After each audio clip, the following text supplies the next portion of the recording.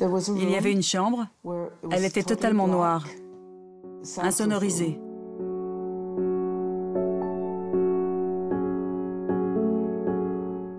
Elle était capitonnée, les fenêtres occultées, toutes sombres. Et on les mettait dans des tubes, les bras et les jambes coincés.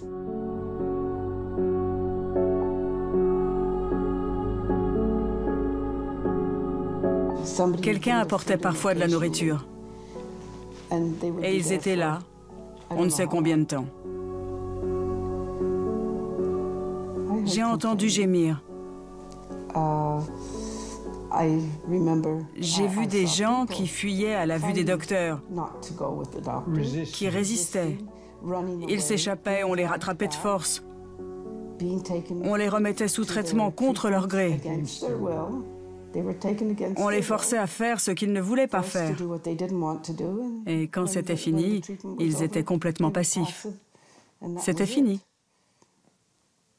Ils ne pouvaient plus résister. Ce n'étaient pas des cris, c'était des pleurs. Des pleurs. Ils ne voulaient pas y aller.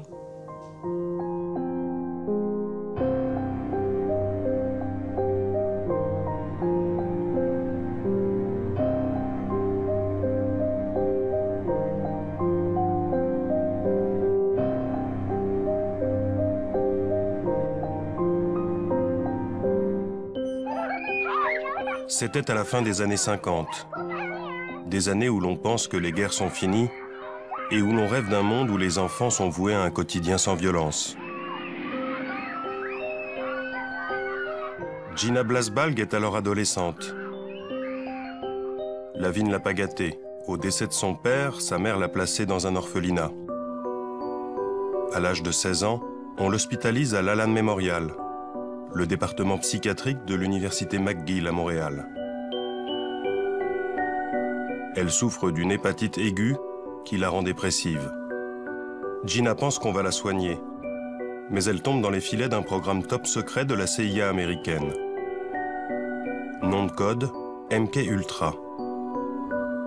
Sous le prétexte d'études sur le cerveau humain, des dizaines de milliers de cobayes non volontaires comme Gina vont devenir de véritables rats de laboratoire. Le plus terrible, c'est qu'on les obligeait. Les médecins les forçaient. Ils leur disaient « Mais vous ne voulez pas aller mieux? On est là pour ça. » Et bien sûr, les patients ne pouvaient qu'y croire. Bien sûr qu'ils voulaient aller mieux. Ils voulaient rentrer chez eux, mais ce n'est pas du tout ce qui s'est passé.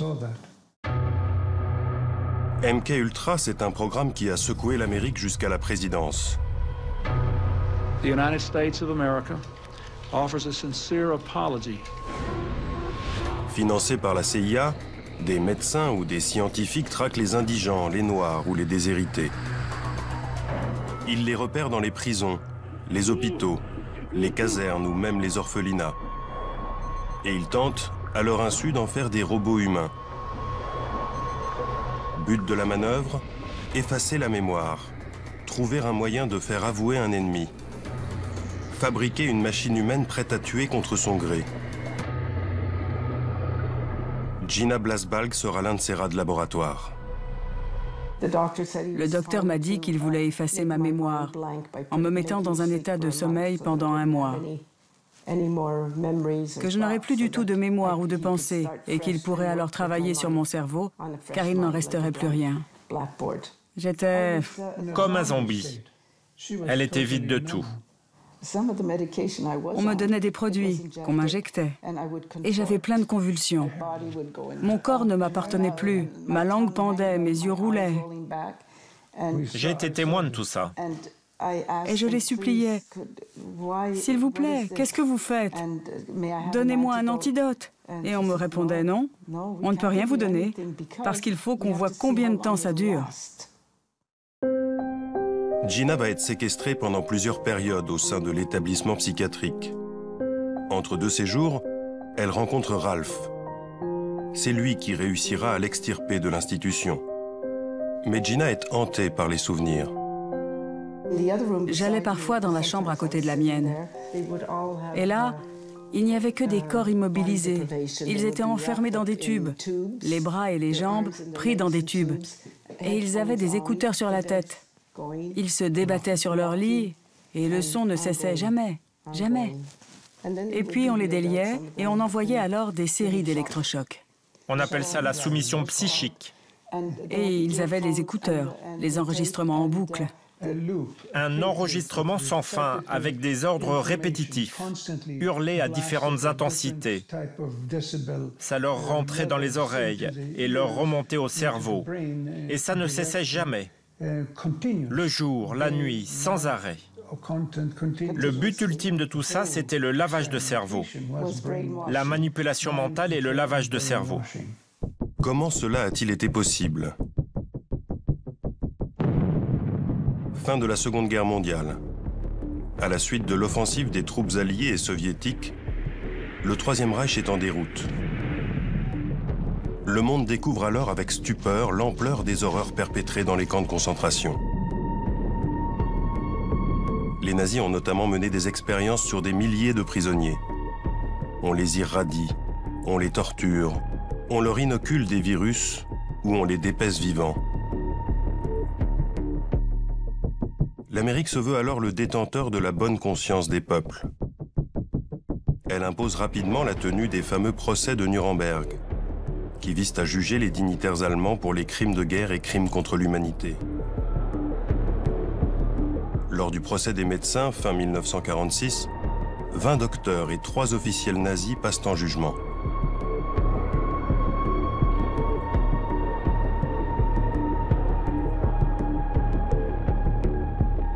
Guilty or not guilty? Nicht schuldig. 5 des accusés sont acquittés. 7 sont condamnés à mort et les autres à des peines de prison. À l'occasion de ce procès, l'Amérique rédige le Code de Nuremberg. Le contenu en est exemplaire. Celui-ci détermine l'éthique qui doit prévaloir lors des expérimentations pratiquées sur l'être humain. Mais en parallèle, les Américains convoitent les scientifiques et les médecins allemands et les exfiltrent vers les États-Unis. Juste après la guerre, on s'est retrouvé avec un grand nombre de scientifiques allemands qui officiaient dans tous les domaines. Bombardement, énergie, missiles, cinéma, médecine. Et les Français, les Anglais, les Russes et les Américains voulaient tous mettre la main dessus, les ramener chez eux et qu'ils travaillent pour eux. Le problème qu'avaient les Américains, c'est qu'un grand nombre de ces soldats étaient répertoriés comme criminels de guerre. Le département d'État ne voulait donc pas leur donner de visa et ils ne pouvaient pas aller en Amérique. Toute une série de programmes ont été alors mis sur pied. Dont le plus célèbre, c'est le projet Paperclip. Et les archives montrent bien que des centaines de scientifiques allemands ont été exfiltrés grâce à ces programmes et passés au travers des mailles du département d'État. Forts de cette matière grise, les Américains puisent dans les connaissances des Allemands et lancent des expériences à tout va, notamment dans des pays qu'elles pensent tenir sous sa coupe. C'est ainsi que de 1946 à 1948 au Guatemala, elle inocule des virus comme la syphilis à des centaines de soldats, prostituées, détenus et même des gosses. Bilan 83 morts. Pour cet acte, l'Amérique sera condamnée. Sur le territoire américain, on s'en prend aux démunis, ceux qui n'oseront jamais se plaindre. En 1946 et pendant 7 ans, des dizaines d'enfants malades mentaux sont ainsi nourris de céréales radioactives dans une école du Massachusetts.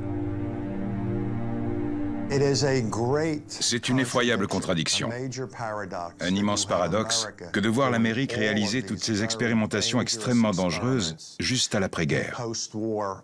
Et ceci alors même que c'est nous qui avons traîné devant les tribunaux de Nuremberg les docteurs nazis en 1946 et en 1947. Nous, pas les Français, pas les Anglais, pas les Russes, mais nous, les Américains. On a traîné ces 23 docteurs et responsables administratifs en justice. On les a sermonnés, harangués. On leur a donné des leçons sur la façon de faire de la recherche médicale. Et au moment où se tenait le procès de ces médecins nazis, nos propres médecins, au Guatemala, injecter la syphilis à plein de gens dans ce pays. Au même moment, on injectait des patients dans nos hôpitaux avec du plutonium ou d'autres formes d'irradiation. Donc ce n'est pas déplacé de dire que tout ceci n'était qu'une farce, un grand jeu de propagande. Qu'importe, car la morale, les Américains la placent bien en dessous de l'intérêt de la nation. 3, 2, 1, fire!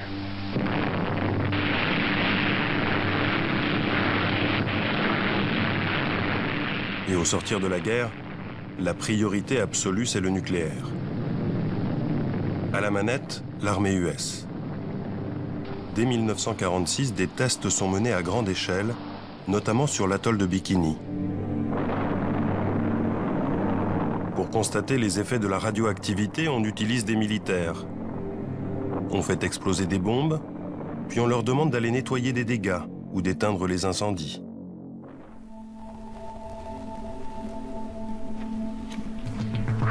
Lincoln Groves fut l'un des 250 000 à 500 000 soldats irradiés lors de ses essais nucléaires. Il avait alors 22 ans. Ça, c'est l'USS Newark. C'était le bateau sur lequel je me trouvais, l'ATR-40. Et ce qu'il y a de plus stupide dans tout ça, c'est qu'on était supposé nettoyer les effets des irradiations et on utilisait de l'eau qui avait elle-même été irradiée. C'est tout ce qu'on avait, cette eau irradiée.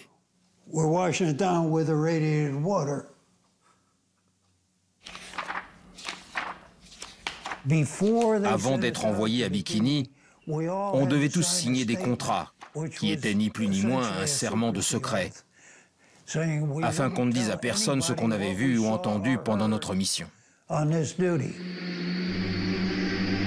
Les soldats sont des cobayes parfaits. Ils sont disciplinés et ne connaissent rien aux risques encourus. On n'avait absolument aucune protection de quelque sorte. J'étais vêtu des mêmes fripes que je portais tous les jours. Et je portais toujours les mêmes le jour où j'ai quitté la marine.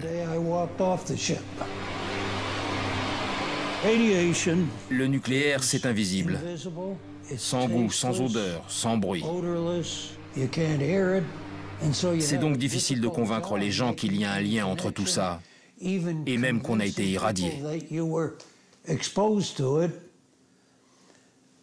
Et en plus de tout ça, les cellules infectées ne s'arrêtent jamais et continuent leurs dégâts.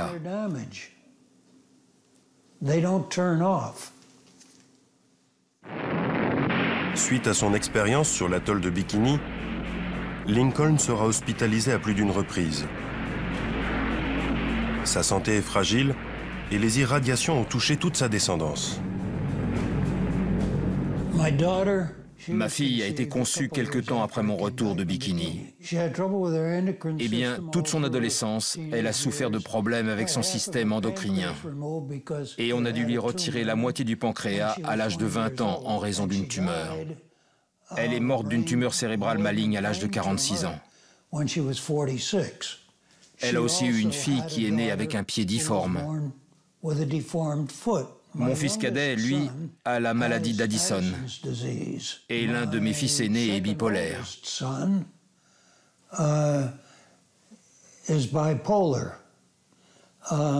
ne vous paraît pas beaucoup pour une seule famille? De son côté, la CIA ne reste pas les bras croisés. Sous couvert de la guerre froide, elle s'en prend à des villes entières. En 1950, un bateau de guerre déverse à coups d'aérosol une maladie nosocomiale sur la baie de San Francisco. 11 personnes seront hospitalisées, dont une décédera de pneumonie. Il ne s'agit pas de fiction. Toutes ces expériences ont été révélées par des documents aujourd'hui déclassifiés. La CIA veut aller plus loin encore. Ce qui l'intéresse, c'est la manipulation mentale. Elle veut lancer des études à grande échelle. Mais pour cela, il faut de l'argent. En 1951, la guerre de Corée va servir d'excuse idéale. On accuse les Coréens et ses alliés chinois d'avoir réussi à retourner des prisonniers de guerre américains grâce à des techniques de lavage de cerveau éprouvées. Il faut donc rattraper le retard. La CIA obtient ses crédits et lance les projets Artichoke, Bluebird. Puis en avril 1953, MK Ultra. À la tête du programme, Sidney Gottlieb. C'est l'homme de la situation. Il est psychiatre, mais aussi spécialiste des armes chimiques. On le surnommera le sorcier noir. Du début des années 1950 jusqu'au début des années 1970, le gouvernement fédéral, à travers l'armée de terre, de l'air, de la marine et de la CIA, a réalisé toute une batterie d'expérimentations. Ça impliquait de donner du LSD à des citoyens qui ne savaient pas qu'ils en prenaient, mettre des gens dans des chambres capitonnées sans aucun repère, des expériences sur l'hypnose, les irradiations, les armes biologiques et chimiques. La machine à broyer est en marche. La CIA et l'armée sont tellement aveuglées par leur objectif qu'elles iront jusqu'à propulser des bactéries cachées dans des ampoules électriques au cœur de New York, dans le métro, en 1966. On veut calculer la vitesse de propagation en cas de guerre virale. Ici encore, il ne s'agit pas de fiction. Les documents sur cette expérience ont été déclassifiés. Ces mêmes documents révèlent aussi que la CIA cherchait à fabriquer des espions programmables à distance. Dans les documents de la CIA, on retrouve toutes ces expérimentations qui visent à créer ces super espions. Ça consiste à créer une nouvelle personnalité sur un cobaye et de lui donner une mission comme tuer quelqu'un, voler des documents ou infiltrer des réseaux. Et quand la mission est terminée, on le reprogramme et le sujet ne se souvient plus de rien. L'agence américaine s'intéresse particulièrement au LSD. Dans les années 50, cette drogue n'est pas illégale. La CIA recrute d'ailleurs des volontaires prêts à se faire des tripes aux frais des services secrets. Certains vont défrayer la chronique, comme Ken Kesey. C'est un auteur à succès qui pense que les drogues permettent de stimuler la créativité. Il teste donc le LSD, dans le cadre d'expérimentations officielles. Il sortira de cette expérience en état second. Pour la petite histoire, il se met alors à la rédaction d'un best-seller qui deviendra un film culte. Vol au-dessus d'un nid de coucou.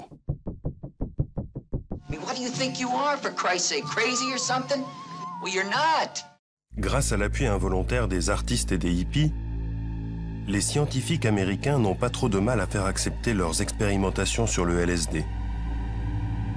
D'ailleurs, la CIA estime que c'est tellement inoffensif qu'elle le teste sur ses propres agents, à leur insu. Le retour de bâton sera sévère. Certains en deviendront paranoïaques, comme l'un de leurs biochimistes, Frank Olson. Il en mourra en 1953, défenestré du 11e étage d'un hôtel new-yorkais. Même déconvenu en 1955 à San Francisco. La CIA y embauche George White, une grande gueule de la police antidrogue, afin qu'il monte 2 maisons de passe. Les prostituées versent discrètement des doses de LSD dans le verre des clients. Derrière une vitre sans teint, la CIA observe leurs réactions. Certains paniquent, deviennent fous. L'un d'entre eux commettra un braquage en état second et partira en prison. Si vous prenez ça de façon volontaire, que vous vous dites que ça va être agréable et que vous êtes entouré, ça se passe plutôt bien. Mais si vous êtes incarcéré dans une prison ou en interrogatoire et que vous commencez à halluciner sans savoir que vous êtes sous LSD, vous avez de grandes chances de faire un mauvais trip. Les bad trips, les scientifiques vont tenter de montrer qu'ils n'ont rien de dramatique. Lors de cette expérience, filmée en 1955, on demande à un artiste de boire une dose de LSD. 12 o'clock and we're ready to start this experiment. How did it taste? It had no taste. How did it look? Colorless. Now, would you tell me your name, please? William Millark.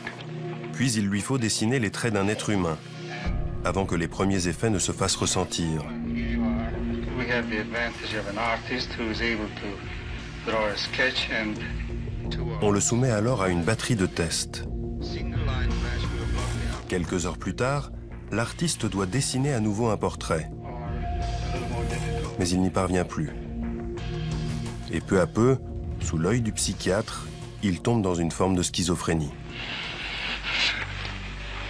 Now you're getting emotional again. Now look at the picture now. Look at the picture. Look at it. And just concentrate on the eyebrows. That's where you were. Bill, suppose you take a look at these two pictures and compare them. The eyes, for example, are the same to me.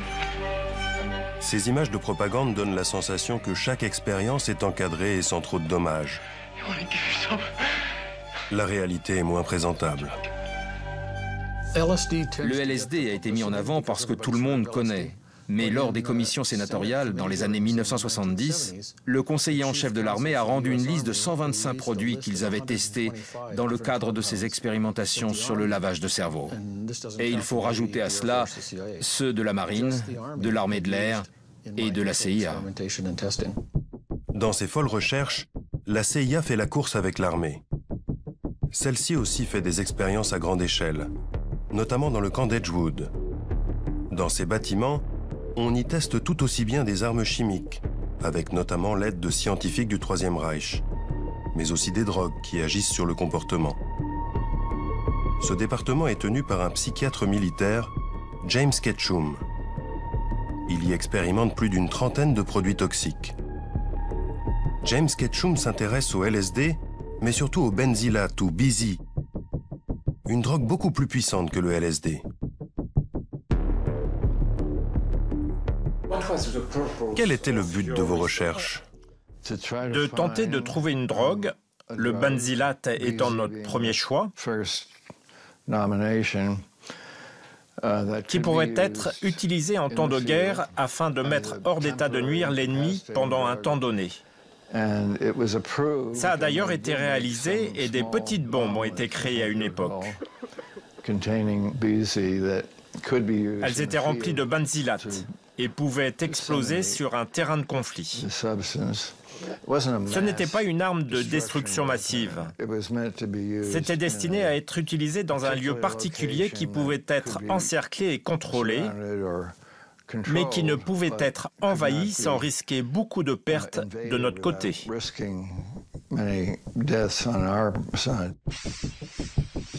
Pour ces expériences, James Ketchum puise dans les troupes. Pas moins de 7000 soldats serviront de cobayes pour les laboratoires d'Edgewood. James Ketchum dit qu'ils étaient tous volontaires. Mais plusieurs dizaines d'entre eux sont aujourd'hui encore en procès contre l'armée en raison d'effets secondaires qu'ils attribuent à ces drogues. Mis en examen, le psychiatre militaire s'étonne de ces accusations.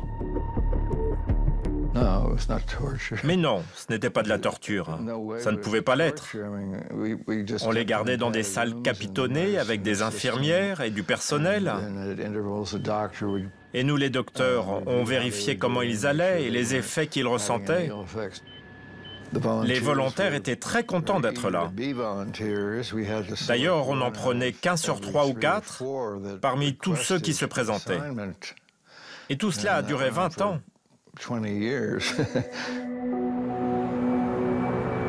À New York, nous avons retrouvé l'un des militaires qui a participé aux expérimentations de James Ketchum. Il s'appelle Tony Mannheim. Et en 1958, alors qu'il est jeune appelé, sa hiérarchie lui propose de participer à des tests sur des équipements militaires contre des permissions supplémentaires. Il signe un protocole d'accord, mais on ne l'informe pas de ce qu'il va tester. À notre arrivée, nous étions invités à une sorte de pot d'accueil afin de rencontrer le personnel de la base d'Edgewood qui était en charge des tests.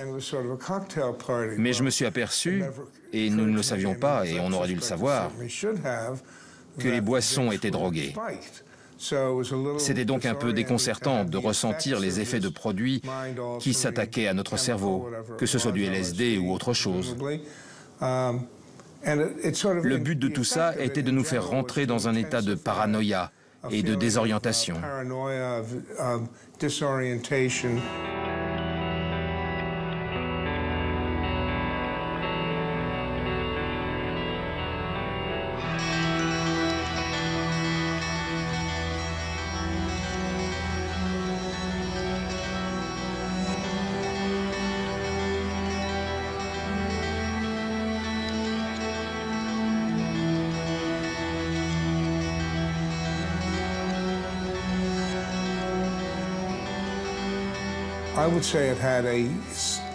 Je dirais que ça a eu des effets significatifs, durement ressentis et de façon négative pendant une durée considérable après l'arrêt de l'expérimentation.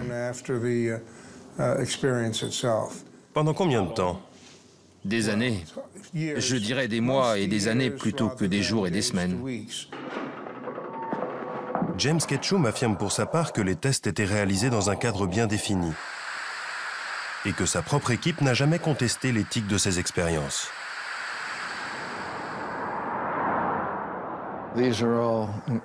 Ils étaient tous éduqués dans les meilleures universités comme celle de Yale, Columbia, Stanford et bien d'autres. Ils préféraient faire de la recherche pendant leurs 2 ans de service. Ils se retrouvaient donc en poste à l'arsenal d'Edgewood et dans tout ce qu'on a pu faire, sauf une fois, ils étaient tous d'accord pour faire les mêmes expérimentations que celles que je faisais et que je leur demandais de faire. James Ketchum se protège en invoquant le soutien de ses pairs. C'est plus inquiétant que rassurant. Et il ne peut ignorer que pendant qu'il expérimente ces drogues sur des milliers de soldats, l'armée s'intéresse à bien d'autres produits plus destructeurs encore. Des produits qu'elle hésite à tester sur ses propres troupes. Et ces substances sont tellement puissantes qu'on ne peut les employer que dans un lieu discret, clos et protégé. Cette forteresse, ce sera les prisons. C'est Allen Hornblum qui va dénoncer le système. À l'époque, il travaille à la pénitentiaire et prend un poste à la prison de Holmesburg, en Pennsylvanie. Je suis entré dans la prison de Holmesburg et j'ai été frappé de voir des dizaines de détenus torse nu, le corps couvert de bandages et de pansements. Et je n'arrivais pas à croire que j'allais travailler dans un milieu d'une telle violence. Tous les prisonniers semblaient s'être battus au couteau lors d'une émeute, comme s'il y avait eu une guerre entre gangs. Et le lendemain, de retour au centre de détention, j'ai demandé aux autres gardiens ce qui s'était passé et si cette prison était vraiment dangereuse. Ils se sont moqués de moi et on m'a répondu « Monsieur Hornblum, ce n'est pas une guerre de gangs, ce sont des tests de parfum pour le compte de l'Université de Pennsylvanie. »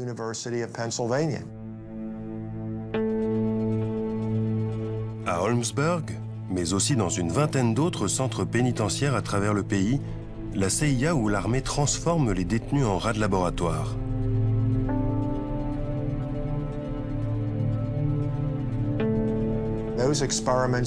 Ces expérimentations allaient de produits sans danger, comme tester du chocolat pour voir s'il fait pousser des pustules, jusqu'à des produits extrêmement dangereux, fournis avec l'accord des médecins.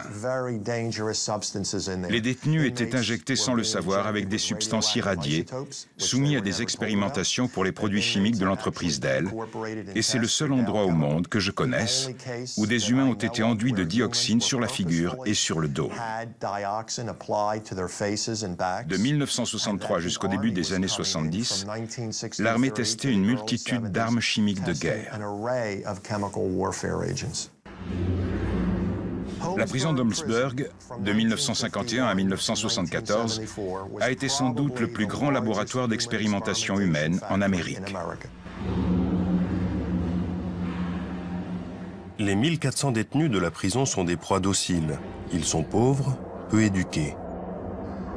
Pour $1 par jour, ils sont prêts à n'importe quoi. C'est ce que sera payé Youssef pour participer à 3 séries d'expérimentation. Incarcéré en 1961 pour vente de marijuana, il pense tester des produits inoffensifs. Il y avait 2 sortes de tests pour produits minceurs. L'un consistait à boire une sorte de milkshake.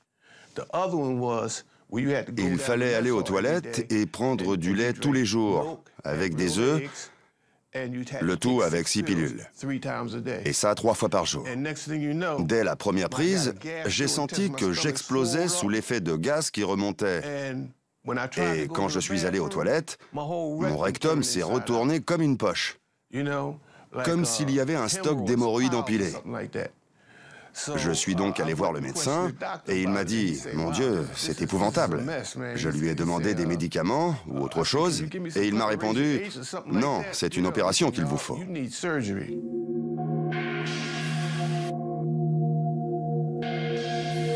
À l'abri des murs clos de la prison, les services américains se sentent tout-puissants.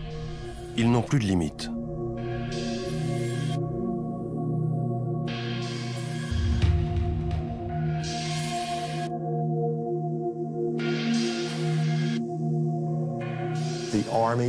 L'armée a amené 3 conteneurs en fer.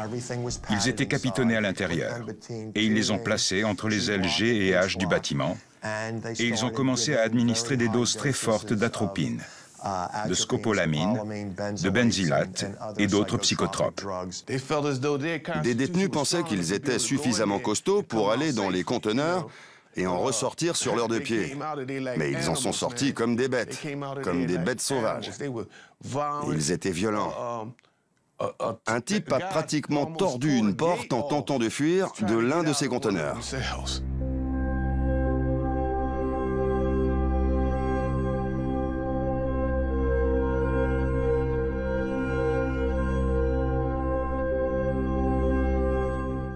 Les gens ressortaient de ces expérimentations avec des déficiences mentales, surtout avec leurs produits, comme le LSD ou leurs hallucinogènes que la CIA ou le Pentagone ont mis dans nos organismes pendant qu'on était dans nos cellules capitonnées. Ils nous les ont injectés, ils nous les ont mélangés à notre nourriture, ils nous les ont fait avaler sous forme de pilules. Et qu'est-ce qu'il nous reste? Des déficiences mentales, de la folie. Youssef ressort de la prison avec l'organisme dévasté. Les médecins l'ont classé comme partiellement invalide.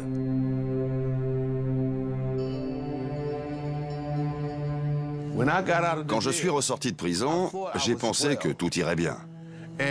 Et soudain, tout ce que j'ai testé est ressorti, et notamment les boursouflures dues au premier test. Je chaussais du 50. Mes mains étaient enflées comme un ballon. Mes ongles ont poussé comme des griffes. Et il y avait cette odeur qui sortait de mon corps. Une odeur de cadavre.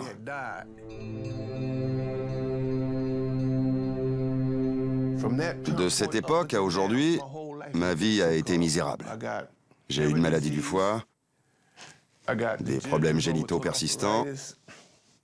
Je ne sais pas trop ce qui se passe avec mes mains. J'ai des fourmillements dans les pieds. Un cancer de la prostate. C'est un véritable enfer. Alors que l'armée recrute surtout dans les prisons, la CIA, elle, rôde dans les hôpitaux. Prime est donnée à celui qui réussira à transformer un être humain en robot. Plus de 20 ans après la fin du programme MK-Ultra, des témoignages vont dévoiler jusqu'où la CIA était prête à aller pour mener à bien son œuvre. Cette femme, Claudia Mullen, témoigne devant un comité chargé d'évaluer les dégâts commis sur les victimes. Je suis devenu un pion aux mains du gouvernement. Le but était de me soumettre et de créer l'espion idéal à l'aide de produits chimiques, d'irradiation, de drogue, de l'hypnose, de chocs électriques, de plongée dans des tubes remplis d'eau, de privation de sommeil, de lavage de cerveau, d'abus verbaux, physiques, émotionnels et sexuels. J'ai été exploitée pendant près de 30 ans de ma vie et la seule explication qu'on m'a donnée est que la fin justifie les moyens et que je servais ma patrie dans ses efforts valeureux pour lutter contre le communisme.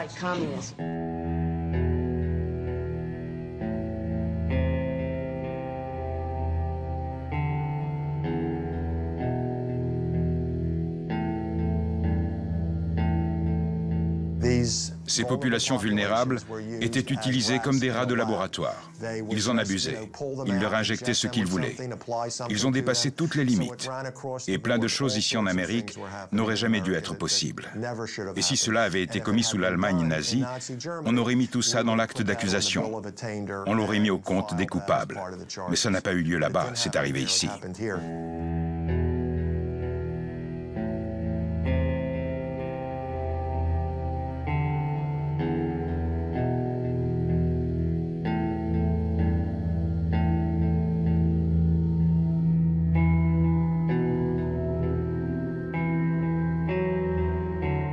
Ce qui me paraît le plus révoltant, ce n'est même pas l'attitude de l'armée ou de la CIA, mais celle des psychiatres eux-mêmes.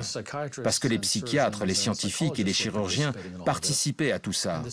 Et la CIA n'aurait pas pu faire ça sans leur participation. Et la raison pour laquelle tout ceci est resté dans l'ombre, c'est que les instances les plus hautes de la psychiatrie étaient au courant et ont tout fait pour que ça ne se sache pas.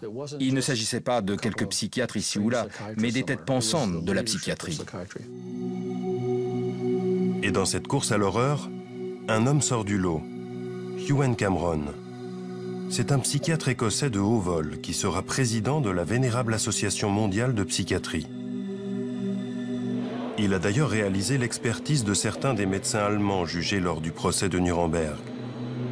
Ewen Cameron est recruté par la CIA en 1957.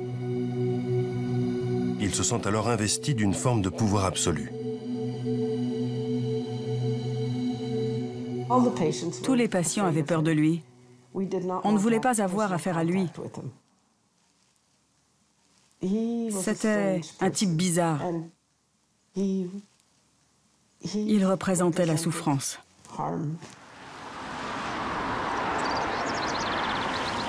Au sein de l'Allan Memorial, le département psychiatrique de l'université McGill qu'il a créé à Montréal, Ewen Cameron expérimente au-delà du supportable. Ces cobayes sont enfermés dans des chambres noires capitonnées. La réputation du prestigieux psychiatre sert d'appât pour recruter ses futures victimes. Il y avait une petite fille de 13 ans qui paraissait normale. Et la seule raison pour laquelle elle était là, c'était parce qu'elle se sentait nerveuse à l'idée de passer un examen. Les médecins ont estimé qu'elle devait voir le docteur Cameron afin qu'il l'aide. Ils l'ont hospitalisée et c'est la dernière fois que je l'ai vue.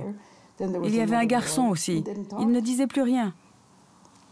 Il restait toute la journée contre le mur et regardait ses pieds. D'autres se plaignaient de maux de tête effroyables et continuels.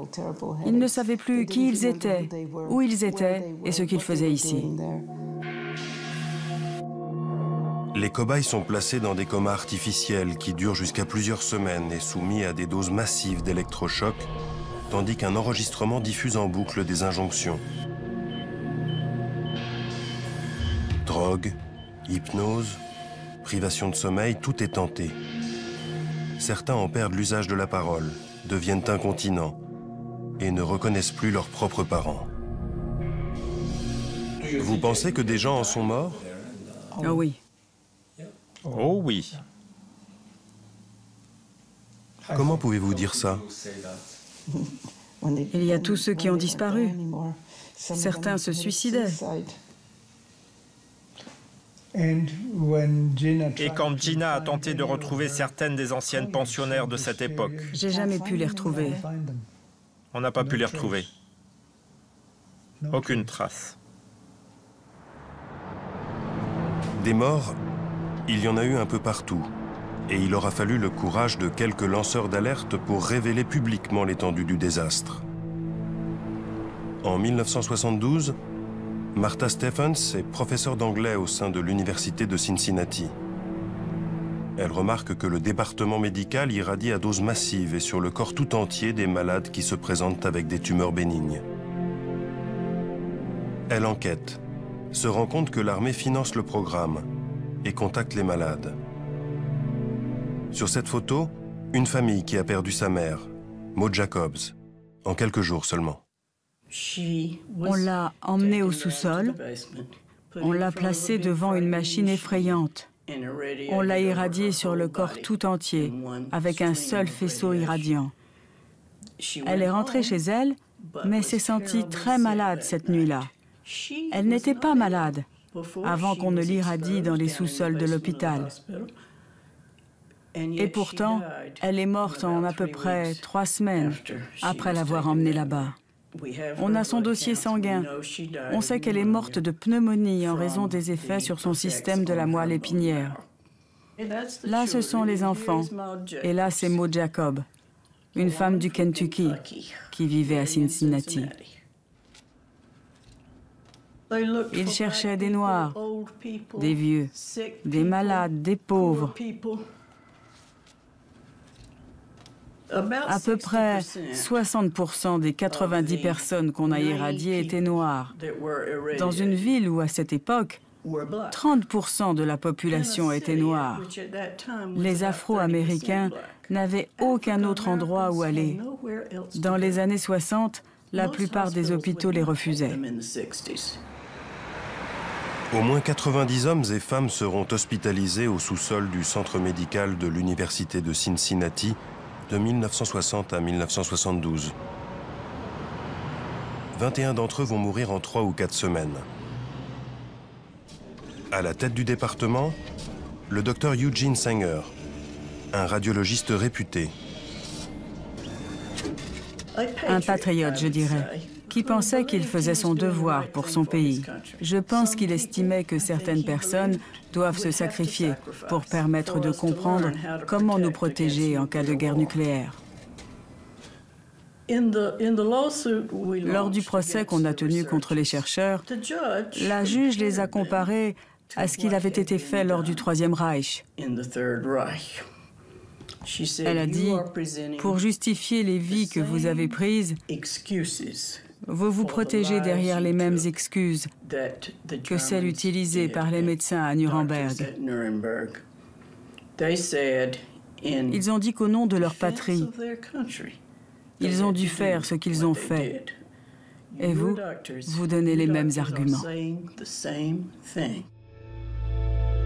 Eugene Sanger est décédé, mais son bras droit, le professeur Silberstein, est toujours en activité. Il refuse toute interview, mais voici ce qu'il répond par mail quand on lui demande de réagir sur les expérimentations.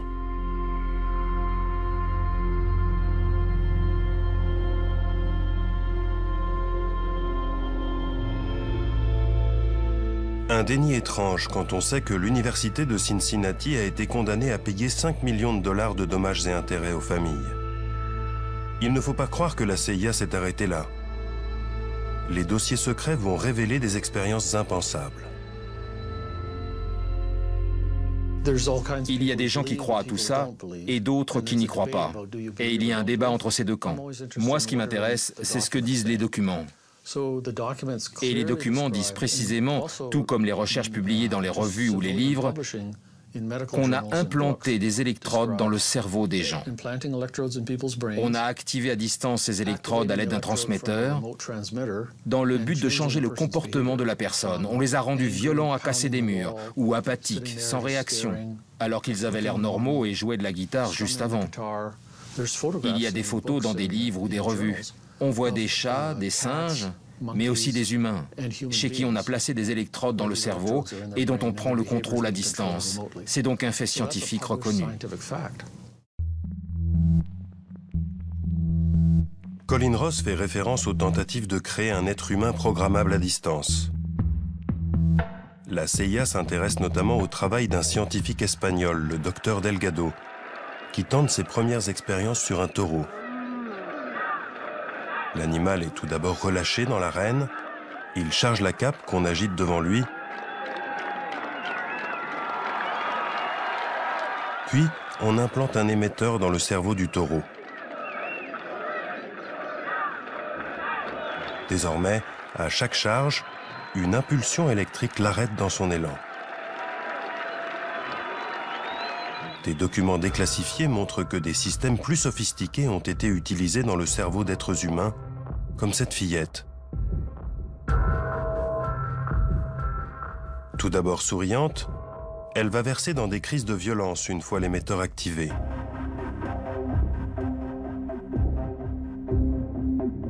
On arrive ici à des degrés d'inhumanité rarement atteints. Comment a-t-on mis fin à ces expérimentations absurdes? Les choses vont s'accélérer au début des années 70. En 1972, le scandale du Watergate sème la panique au sein de la CIA. Elle sait qu'elle a bafoué tous les codes éthiques et son directeur, Richard Helms, n'a pas informé le président de ce qui se tramait dans ses laboratoires.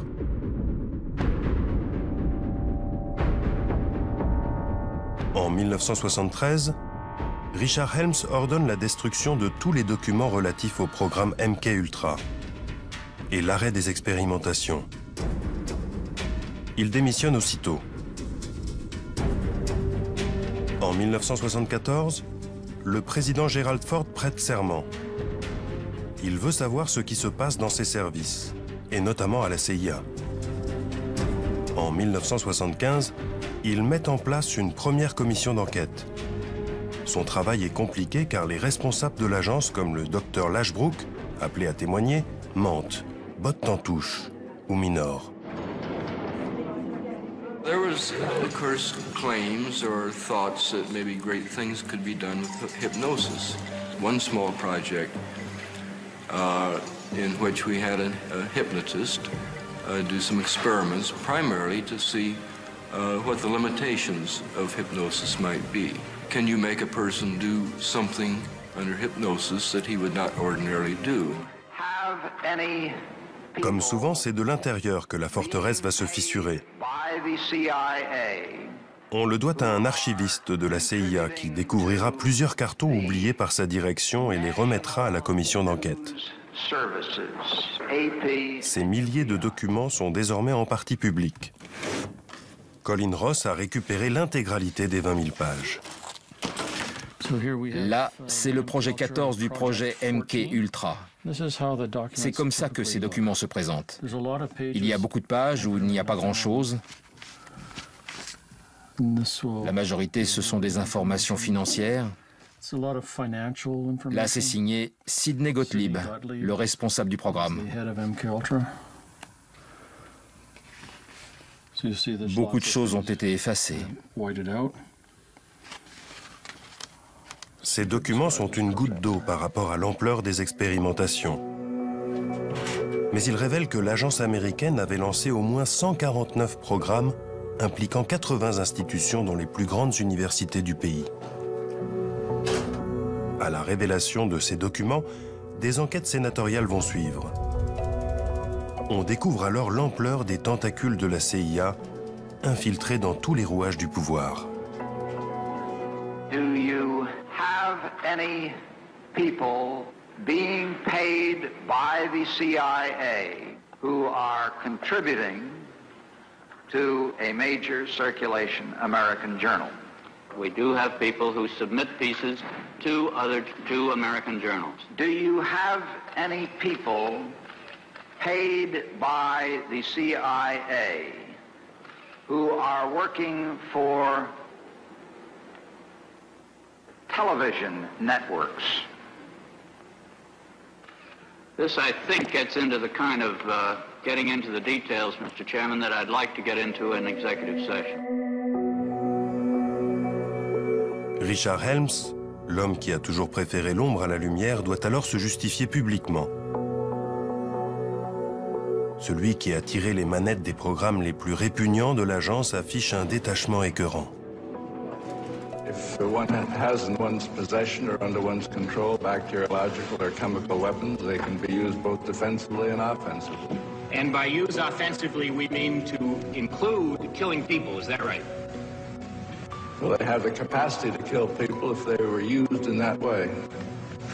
Unrestrained, illegal, secret intimidation and harassment of the essential. Richard Helms est malmené, mais ne sera soumis à aucune poursuite judiciaire. Il justifie ses actes au nom de l'intérêt national. Une attitude que l'on retrouve chez James Ketchum, le psychiatre militaire. Des centaines d'anciens soldats traumatisés par ces expériences le poursuivent en justice, mais il sait qu'il ne risque rien. Aux États-Unis, l'individu est protégé lorsqu'il agit au nom de l'État. J'étais très content avec ce qu'on a fait. J'en suis plutôt fier. On a eu des résultats à cette époque. Je pense que ça valait le coup d'essayer. Mais je pense que l'armée a décidé subitement de faire marche arrière et de mettre au rebut des choses qui pouvaient être critiquées un peu partout dans le monde. Ils ont joué la sécurité. Ce déni de responsabilité de la part de James Ketchum ou de celle de bien d'autres scientifiques n'a pas fait baisser le militantisme des victimes. Le 3 octobre 1995, le président Clinton, de guerre lasse, fait des excuses publiques. 23 ans ont passé depuis l'arrêt du programme MK-Ultra et près de 40 ans depuis celui des essais nucléaires. Thousands of government-sponsored experiments did take place at hospitals, universities, and military bases around our nation. In too many cases, informed consent was withheld. Americans were kept in the dark about the effects of what was being done to them. The deception extended beyond the test subjects themselves to encompass their families and the American people as a whole.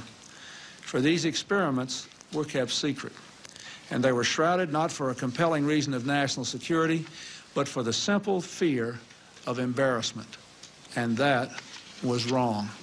So today, on behalf of another generation of American leaders and another generation of American citizens, the United States of America offers a sincere apology to those of our citizens who were subjected to these experiments, to their families, and to their communities.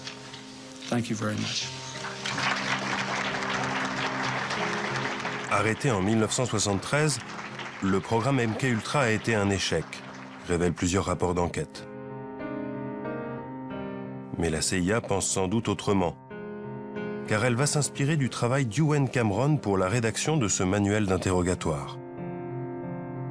Il va être en service pendant des années, et les images qu'on y voit ne laissent aucun doute sur le fait que la CIA l'ait utilisé comme livre de chevet à Guantanamo ou Abu Ghraib.